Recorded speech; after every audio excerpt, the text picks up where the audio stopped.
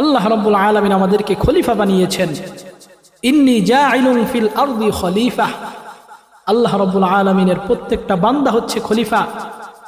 আল্লাহর নবী সাল্লাল্লাহু আলাইহি ওয়াসাল্লামের গোটা জীবনী কি ছিল, তিনি তার জীবনটাকে কিভাবে চালিয়েছেন, কিভাবে পরিচালনা করেছেন, তার জীবনী থেকে আমাদের শিক্ষা নিতে হবে। তার জীবনের মধ্যে কি আছে? আল্লাহর নবী সাল্লাল্লাহু আলাইহি ওয়াসাল্লামকে সম্পদ দেওয়া হয়েছে। আরবের কাফেররা বলেছে, হে মুহাম্মদ তুমি কি চাও বলো, তুমি যদি বলো তাহলে তোমার জন্য এই আরবের তোমাকে আমি এত সম্পদ, আমরা সবাই তোমাকে এত সম্পদ দেব, তুমি এই আরবের মধ্যে সবচাইতে বড় ধনী হয়ে যাবে। এখন বিশ্বের মধ্যে সবচাইতে বড়, সবচাইতে কোটিপতিকে, সবচাইতে বেশি সম্পদের মালিক ইলন মাস্ক। তো আমাদের বাংলাদেশের মধ্যে সবচাইতে বড় কোটিপতি, সবচাইতে বেশি সম্পদের মালিক কোনো একটা গ্রুপ, হয়তো বসুন্ধরা গ্রুপ বা যমুনা গ্রুপ, যাই হোক না কেন। তো তাদের মতো তাদের হাজার হাজার কোটি টাকা, এখন আমরা অনুমান করতে পারি যে আমাদের এই দেশের মধ্যে সবচাইতে বড় কোটিপতি, এই রকম একজন কোটিপতি বানিয়ে দেওয়া হবে মুহাম্মদ সাল্লাল্লাহু আলাইহি ওয়াসাল্লামকে। অথবা আপনার নিজের এলাকার কথা চিন্তা করুন, একজন মানুষের অনেক টাকা আছে, 5টা 7টা বাড়ি আছে, তারপরে ব্যাংক ব্যালেন্স আছে, তারপরে কারখানা আছে, ফ্যাক্টরি আছে, আরও অনেক ব্যবসা বাণিজ্য আছে। এই লোকটা অনেক টাকার মালিক, কয়েক হাজার কোটি টাকার মালিক।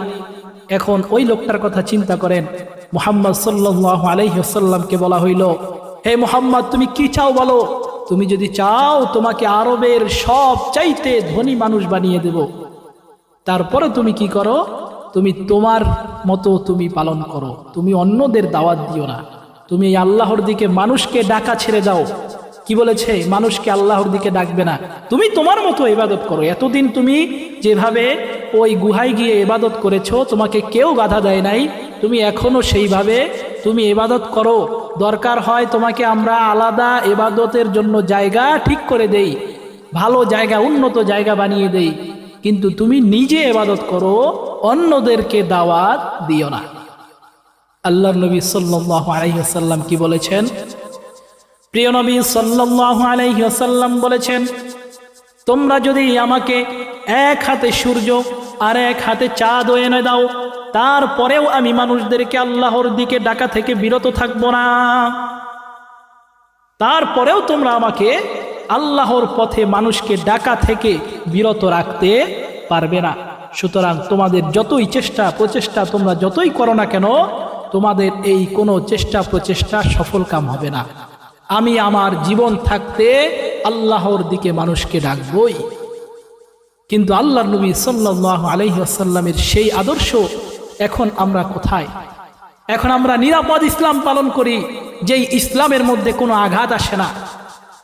আমি নামাজ পড়তেছি, আলহামদুলিল্লাহ আমি নামাজ পড়তেছি, শুকরিয়া আমি নামাজ পড়তে পারতেছি, আমি নিজে আলহামদুলিল্লাহ বলতেছি। আমার সন্তান নামাজ পড়ুক না পড়ুক কোনো সমস্যা নাই, আমার স্ত্রী নামাজ পড়লো কিনা কোনো সমস্যা নাই, আমি তো পড়তেছি, আমি তো জান্নাতে যাব, আমি জান্নাতে গেলে ওদেরকেও টান দিয়ে নিয়ে যাব, এইরকম একটা ভাব। কিন্তু আল্লাহর নবীর আদর্শ কি সেটা?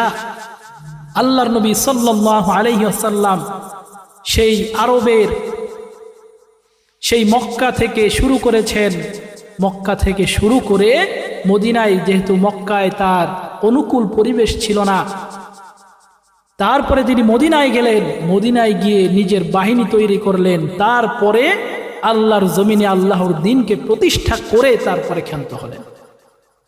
শুধু তাই নয়, আল্লাহর নবী সাল্লাল্লাহু আলাইহি ওয়াসাল্লাম তিনি চলে যাওয়ার পরে তার সাহাবীরা কি করলেন? দলে দলে পৃথিবীর আনাচে কানাচে ছড়িয়ে পড়লেন। অর্ধ জাহান, গোটা পৃথিবীর অর্ধেকটা তারা আয়ত্ত করে নিলেন। তারা তো বলেন নাই যে না আমাদের ইসলাম কায়েম হয়ে গেছে, আমাদের হয়ে গেছে, আর লাগবে না। কিন্তু এখন আমাদের অবস্থা কি? এখন আমরা বলি আমি নামাজ পড়তেছি আলহামদুলিল্লাহ, আমি তো মসজিদে যাইতে পারতেছি। এটা ইসলাম নয়। ইসলাম কি আপনাকে শিখতে হবে আল্লাহর নবী সাল্লাল্লাহু আলাইহি ওয়াসাল্লামের জীবনী থেকে, আপনাকে ইসলাম শিখতে হবে। আপনি নামাজ পড়তেছেন আর জিকির আজকার করতেছেন আর ইসলাম পালন করা হয়ে গেছে, এটা আপনি বুঝতেছেন। এই চিন্তা তো ইসলাম না, এটা তো ইসলাম নয়। ইসলাম হলো আল্লাহর নবী সাল্লাল্লাহু আলাইহি ওয়াসাল্লামের গোটা জীবনে। আল্লাহর নবী সাল্লাল্লাহু আলাইহি ওয়াসাল্লাম নবুয়তের পর কিভাবে ইসলামকে মানুষের দ্বারে দ্বারে পৌঁছে দিয়েছেন, ওইভাবে মানুষের দ্বারে দ্বারে ইসলামকে পৌঁছে দিতে হবে। এটাই হচ্ছে প্রকৃত ইসলাম।